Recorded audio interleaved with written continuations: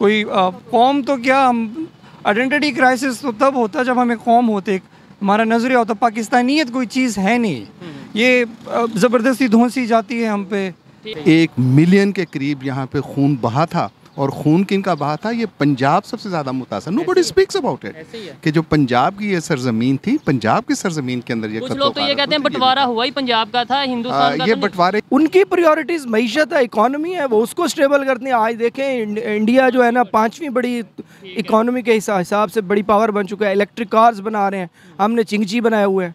ऐसे ही है, वो भी हमने नहीं बनाया, आपकी करेक्शन कर दूं, चाइना से बन के आते हैं। आज हिंदुस्तान हमारे से कितना आगे है, मुसलमान भी वहाँ पर हैं, हिंदू भी वहाँ पर हैं, सिख भी वहाँ पर हैं, क्रिश्चियन भी वहाँ पर हैं, वो हमारे से आगे जाते जा रहे हैं। हम यहाँ पे सिर्फ मुसलमान हैं, ऑलमोस्ट मेजोरिटी, लेकिन हम पीछे से पीछे जाते जा रहे हैं। और उस प्रोसेस के अंदर, कौम बनने के अंदर सदियां लगती हैं। This is on going process. तो इंडिया वाले तो एक प्रॉपर वो बन गए हैं ना, वो तो 5वीं बड़ी इकॉनमी बन गया, वो कैसे बन गए? कोई ऐसी बात नहीं, ये बड़ी छोटा कोई ऐसी चीज़ नहीं होती। This is a single. के अंदर जो प्राइम मिनिस्टर बना है वो इंडियन है। आईटी में देखें, गूगल में देखें, माइक्रोसॉफ्ट, जितने इंडियन लोग बहुत आगे हमसे। बांग्लादेश ने अच्छा किया, हमसे अलग हो गए जल्दी। वो हम पाकिस्तान से जान छुड़ाने के बाद देखें उनकी इकॉनमी कहाँ पहुँची। तो दोस्तों, मैं हूं सुहेब चौधरी और आप देख रहे हैं मेरा और आपका YouTube channel real entertainment TV. Pakistan को इस टाइम बहुत से क्राइसिस का सामना है, food crisis, political crisis, economy crisis, लेकिन एक ऐसे क्राइसिस की आज बात करने जा रहे हैं जो 75 साल से पाकिस्तान फेस तो कर रहा है, लेकिन उसकी बात नहीं की जाती। आइडेंटिटी क्राइसिस की आज हम बात करने जा रहे हैं कि पाकिस्तान को जब सऊदीया से एड मिलती है तो हम काला बुर्का पहन लेते हैं, जब यूएस से एड मिलती है तो हम मॉडर्न हो जाते हैं, कभी हमारा दिल करता है कि हम तुर्की को फॉलो करें। आखिर हमारी अपनी आइडेंटिटी है या नहीं है, और कैसे हम अपनी आइडेंटिटी को फॉलो कर सकते हैं, इस हवाले से पाकिस्तान की पब्लिक से बात करेंगे। और जो मेरी पर्सनल ओपिनियन है वो मैं आपको बताऊंगा वीडियो के लास्ट में। चलते हैं वीडियो की तरफ और मिलते हैं वीडियो के बाद। अस्सलाम वालेकुम। जी वालेकुम सलाम। आपका नाम?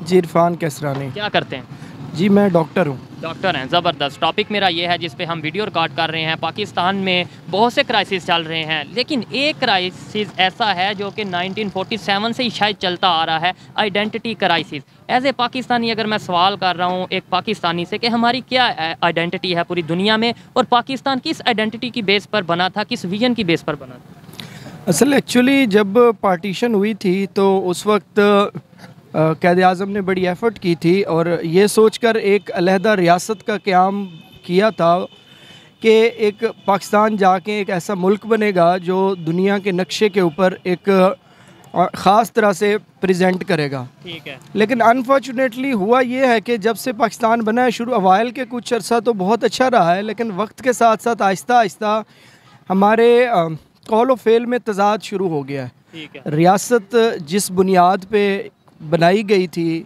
वो मकसद सारा ख़त्म हो गया। ठीक है। किस बुनियाद पे आपके ख्याल में रियासत बनाई गई थी? पाकिस्तान का मतलब क्या था? पाकिस्तान असल 2 कौमी नज़रिया के तहत वजूद में आया था। हिंदुस्तान और पाकिस्तान, वहाँ पे उनका टोटल कल्चर मुख्तलिफ था, मज़हब मुख्तलिफ था, दोनों डिफरेंट चीज़ें थीं, जिस वजह से इकट्ठे रहना तकरीबन नामुमकिन हो गया था। इसलिए मज़हब चेंज था लेकिन कल्चर तो हमारा एक ही था। मतलब जब हिंदुस्तान में रहते एक ही कल्चर था। आज हम अपना कल्चर खोते जा रहे हैं, अपनी आइडेंटिटी नहीं कोई। कभी हम 10 साल पहले कोई अगर बात करें, जब सऊदीया से थोड़ी सी एड आती है, यूएई से कोई थोड़ी सी एड आती है, तो हम उनके मुताबिक अपना ड्रेस और उनके मुताबिक अपना काला बुर्का पहन लेते हैं। फिर उसके बाद हमें यूएस एड आती है तो हम मॉडर्न हो जाते हैं। उसके अलावा फिर जब तुर्की हमें थोड़ा सा सपोर्ट करता है तो हम जो सा वो उस तुर्क सल्तनत को फॉलो करने लग पड़ते हैं। ये मेरा सवाल है कि कभी यहाँ, कभी यूएस के लिए मॉडर्न, कभी यूएई के लिए हम टोपी वाला बुर्का पहन लेते हैं, ये क्या वजह है?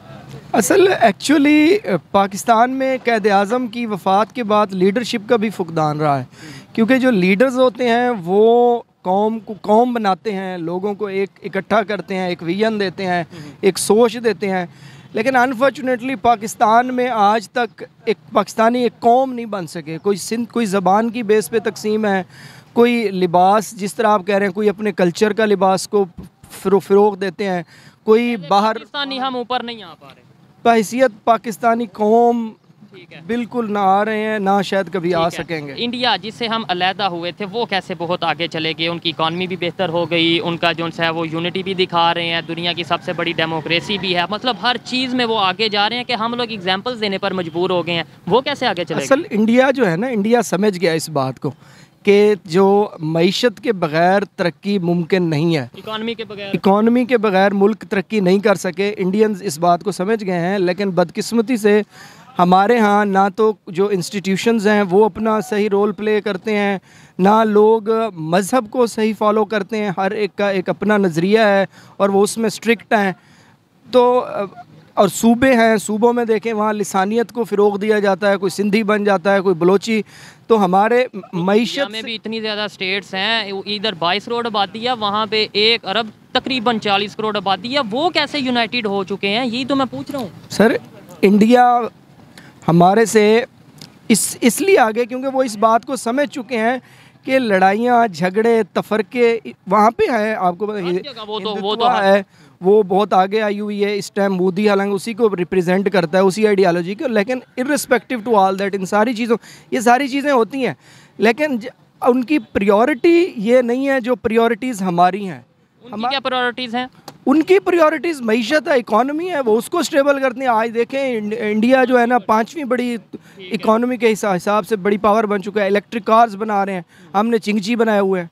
तो वो भी हमने नहीं बनाया, आपकी करेक्शन कर दूं, चाइना से बन के आते हैं। देखे ना, चाइना से बिल्कुल, चाइना को पता है कि किस मुल्क को, किस लोगों को क्या देना है। चाइना जापान को क्यों नहीं चिंगची देता, पाकिस्तान को क्यों देता? ठीक है, क्योंकि उनको पता है कि यहाँ के लोग इसी में खुश बाइक्स हैं, ये पूरी दुनिया में नहीं शायद किसी कंट्री में चलती जो पाकिस्तान में चल रही हैं, या अफगानिस्तान में या पाकिस्तान में चलती हैं। वैसे ये जो सी बाइक्स हैं यहाँ पे नज़र आ रही हैं, ये ख़त्म हो गया कल्चर, लेकिन ये भी चाइना हमें बना के दे रहा है। एक ऐसी न्यूक्लियर, हमें तो कहते हुए शर्म आती है कि एक न्यूक्लियर स्टेट है पाकिस्तान, और न्यूक्लियर स्टेट का ये हालत है कि इस थर्ड वर्ल्ड कंट्री से भी बुरे हालात हैं। यहाँ पे लोग इंतहाई 1 टाइम की 2 टाइम की रोटी के लिए बड़े तो क्या करना हमने ऐसे एटॉमिक पावर का? ऐसे ही है, यही बात है ना कि अभी दुनिया टेक्नोलॉजी की बात कर रही है, आईटी की बात कर रही है, इंफ्रास्ट्रक्चर को बेहतर करने की बात, एजुकेशन और मेडिकल की बात कर रही है। हम रोटी, कपड़ा और मकान, ये हमारा नारा फिक्स हो चुका है। ये क्योंकि उसकी वजह ये लोगों का कसूर, लोग अवाम बेचारियों को रखा इसी चक्कर में है।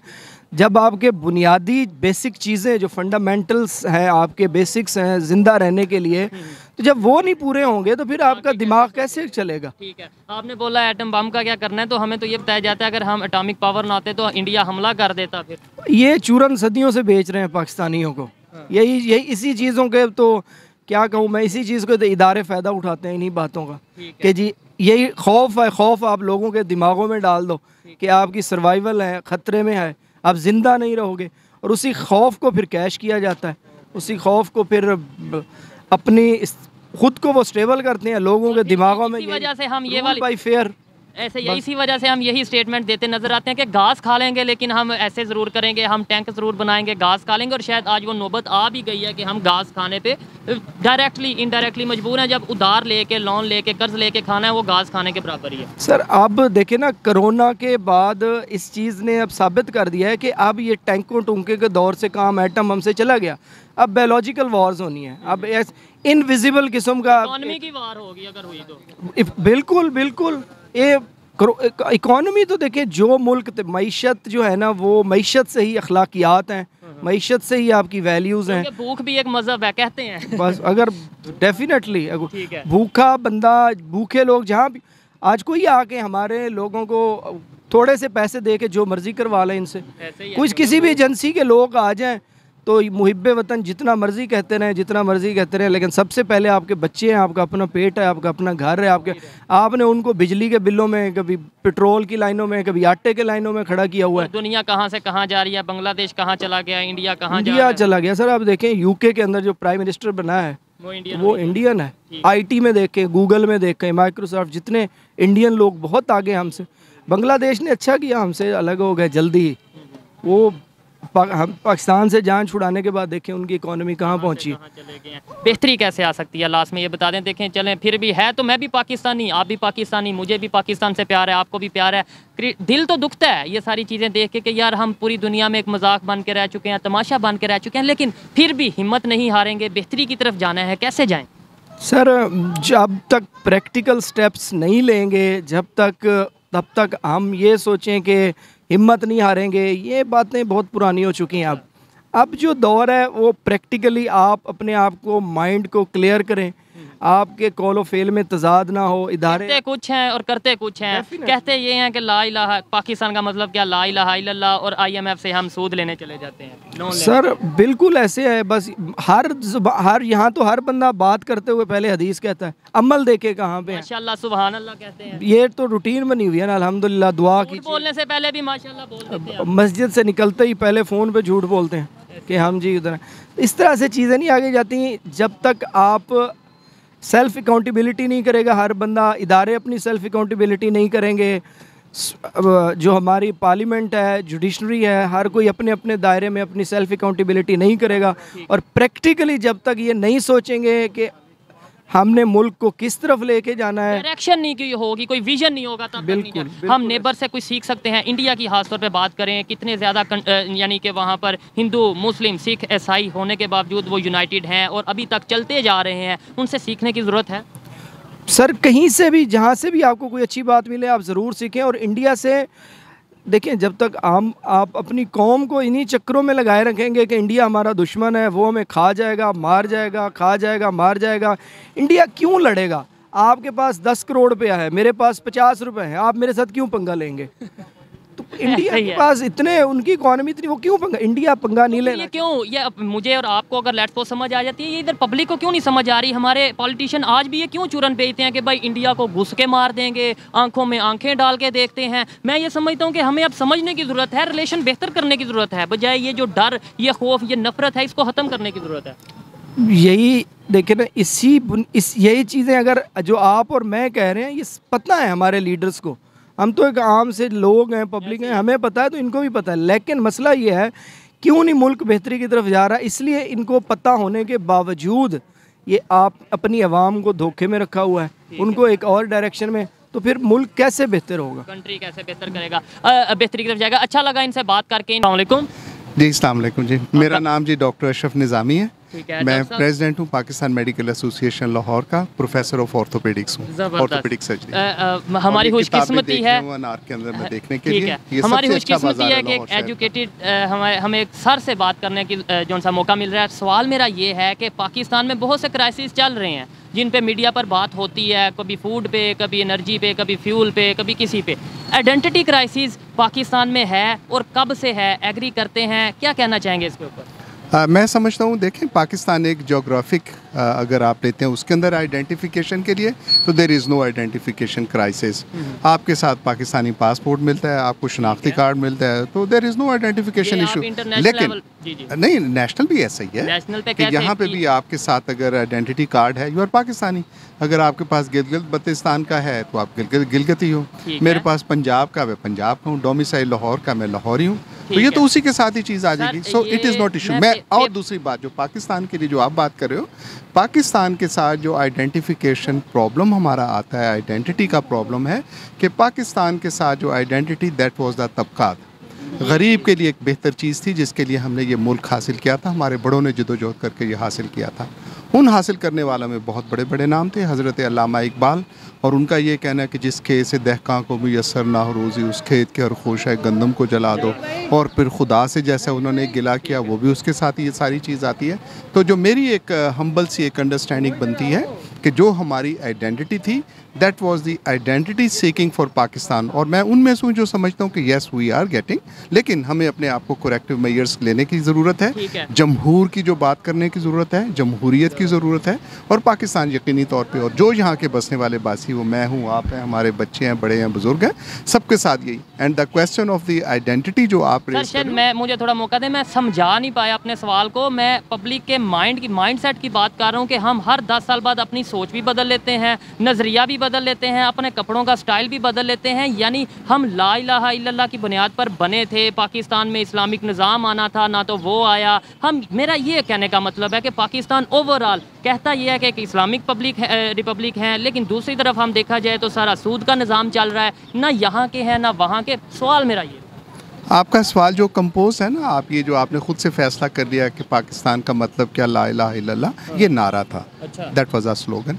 पाकिस्तान जो बना था वो इलाहाबाद के अंदर हज़रत अल्लामा इकबाल का खुतबा था जिसके तहत हम बने थे, और वो तबकात की बात थी, हैव और हैव नॉट्स की बात थी, जहाँ पे वो लोग जिनका रिलीजन इस्लाम होगा वो एक अलग से मुल्क था। अगर ऐसा ही होता, अगर आपकी बात मान ली जाए तो बांग्लादेश में तो हमसे ज़्यादा लोग थे।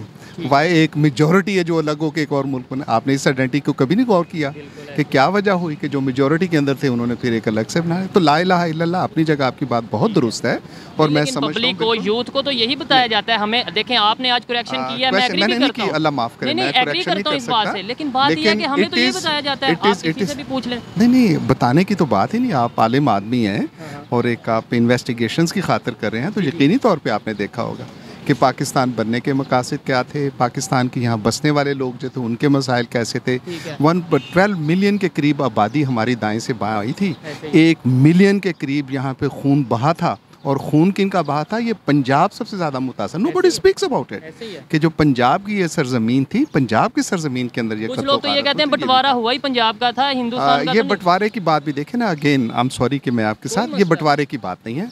बंटवारा जो इस वजह से नहीं थे कि उस वक्त 650 या 670 के करीब स्टेट्स थी, ये यूनिफाइड ऐसी टेरिटरी नहीं थी, इंतज़ामी तौर पे थी, बट ये रियासती निज़ाम था। रियासती निज़ाम के अंदर 660 670 से थी, और ये इंडियंस का कहना है, ये हिंदू सोच रखने वाले जो लोग हैं, मैं समझता हूँ कि ये वो लोग हैं जो कहते हैं कि इंडिया की तकसीम हुई। इंडिया की कतई तौर पे तकसीम नहीं हुई, वो जो रियासतें थी उन रियासत, हाँ ये कहना कि पंजाब के अंदर हुई, बंगाल तो प्री पार्टीशन ही फिर तकसीम हो गया था, ईस्ट और वेस्ट बंगाल हो गया था, उसका तो इसके साथ कोई ताल्लुक नहीं था। ईस्ट और वेस्ट, वो बंगाली जो थे हमारे दोस्त, हमारे भाई, उन्होंने समझा कि इनके साथ हमारा रहना सहना अलग से होना चाहिए, दे मेड इट अलग, हमारे साथ नहीं आ गए, उन्होंने पहले कर लिया।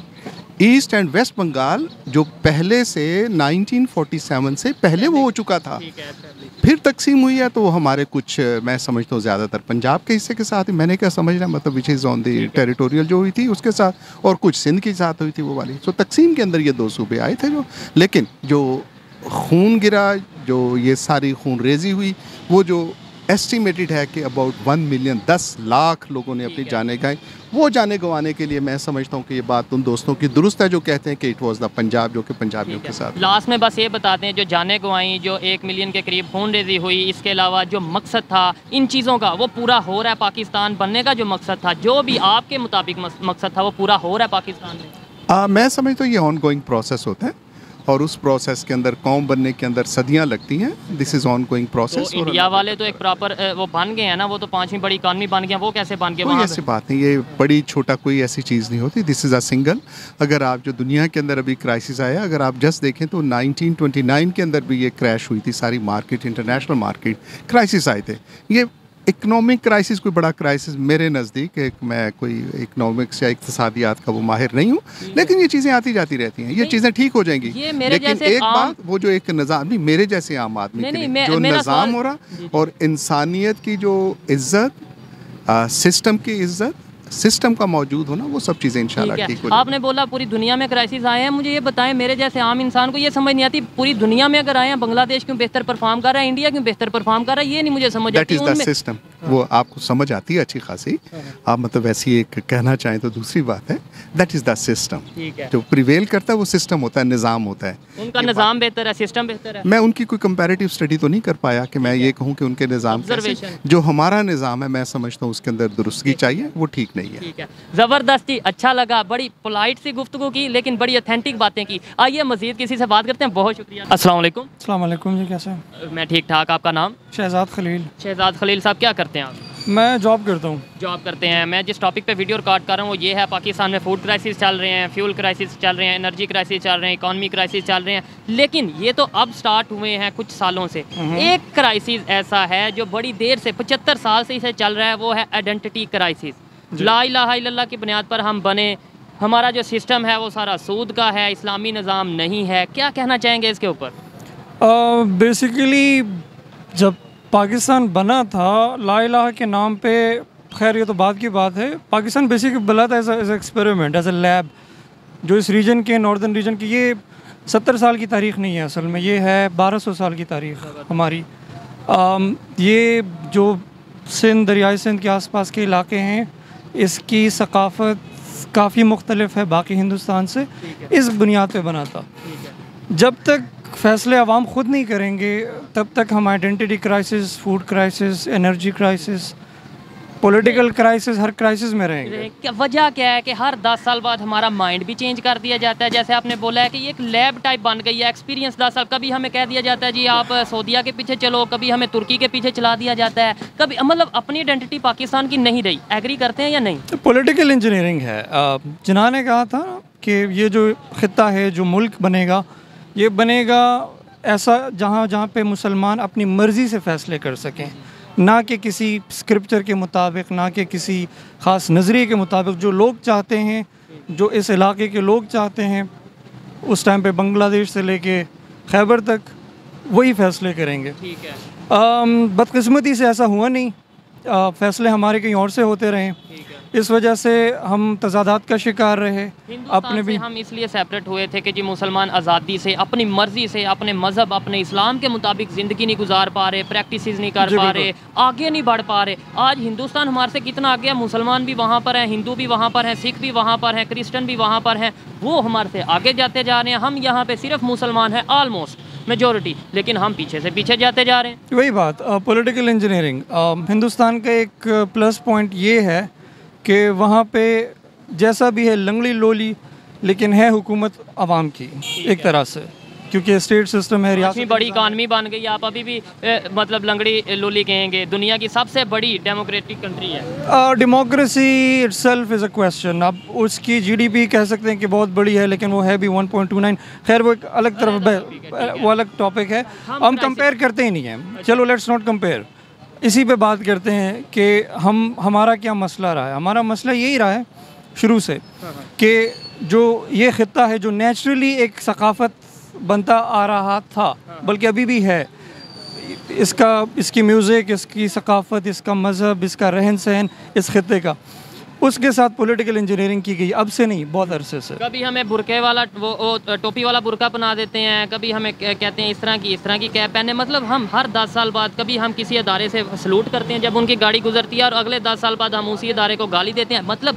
जैसे हमारा माइंड बनाया जाता है, हम उस तरफ चल पड़ते हैं। हमारे नज़रिए अगर हमारे हों तो फिर वो इर्तिकाई अमल है, वो किसी न किसी नहज पे पहुँच के वो कोई एक एंड पॉइंट पे पहुंच जाता है। जब हमारे फ़ैसले या हमारे नज़रिए कभी मगरिब से आते हों, मगरबी उस तरफ से, अफ़गानिस्तान, ईरान, सऊदी अरब, कभी हमारे नज़रिए दूसरी तरफ से आते हैं, ईस्टर्न बॉर्डर से, कभी हमारे नज़रिए यूरोप से आते हैं, इसमें ऑब्वियसली आपने आइडेंटिटी क्राइसिस में ही पहुंचना है, रहेंगे। बेहतरी कैसे आ सकती है, लास्ट में ये बता दें, हम कैसे पाकिस्तान की आइडेंटिटी बना सकते हैं, कैसे एज ए पाकिस्तानी आगे जा सकते हैं, बजाय ये कि हम सिंधी हैं, बलोची हैं, या फिर ये कि जी हम मुसलमान हैं, पाकिस्तानी पहले हैं, या फिर क्या कहना चाहेंगे इसके? देखिए, मज़हब और ईमान हर बंदे का अपना एक पर्सनल वो है, और चूँकि मेजॉरिटी मुसलमानों की है, उसमें कोई शक नहीं है। बेसिक हमारे मसले सियासी नहीं है, हम समाजी मसलों को सियासी हल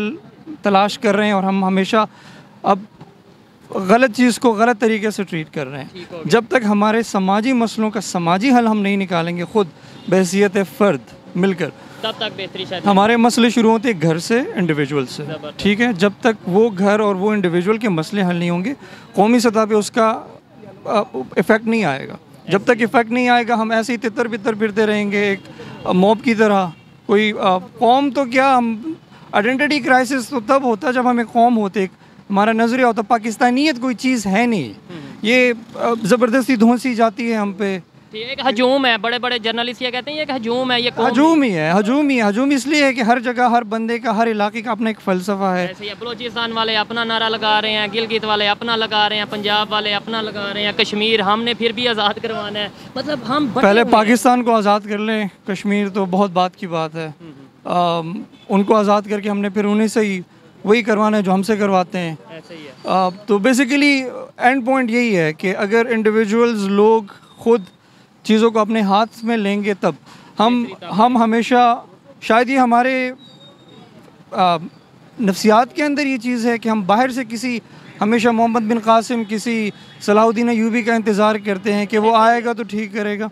बहैसियत ख़ुद हालांकि सफ़र मैं कर रहा हूँ, डूब मैं रहा हूँ, मसले मुझे हो रहे हैं, मैं किसी और का इंतज़ार क्यों करूं? मैं अपने किस्मत अपने हाथ में क्यों ना लूं? क्यों नहीं लेते? अच्छा लगा बात करके। इनकी जो सोच है काफ़ी हद तक मैं एग्री करता हूं कि हमें अपनी आइडेंटिटी खुद ही बनानी पड़ेगी और उसे दुनिया को खुद ही बताना पड़ेगा। हम अगर किसी के कहने पर अपनी सोच बदलते रहेंगे तो शायद ना तो हमारा कोई नज़रिया रहेगा और ना ही हमारी कोई आइडेंटिटी रहेगी। आइए मज़ीद किसी से बात करते हैं। बहुत शुक्रिया। तो दोस्तों ये थी आज की वीडियो, पाकिस्तानी पब्लिक की ओपिनियन आप तक पहुँचाई। और अगर इस हवाले से मेरी पर्सनल ओपिनियन की बात की जाए तो मैं यही कहूँगा, हमें विजन की, डायरेक्शन की ज़रूरत है और डायरेक्शन देना लीडर का काम है। पाकिस्तान के पॉलिटिशियंस को चाहिए कि वो बजाय सिंधी, बलोची, पठान, पंजाबी का नारा लगाने के एक पाकिस्तानी और एक पाकिस्तान का नारा लगाएं। पाकिस्तान की आइडेंटिटी बनेगी तो ही पाकिस्तानियों की पूरी दुनिया में इज्जत भी होगी और पहचान भी बनेगी। ये मेरी पर्सनल ओपिनियन है, आप इसे एग्री भी कर सकते हैं और डिसएग्री भी कर सकते हैं। वीडियो कैसी लगी कमेंट में ज़रूर बताइएगा। मिलते हैं नेक्स्ट वीडियो में, तब तक के लिए पीस आउट, अल्लाह हाफिज़।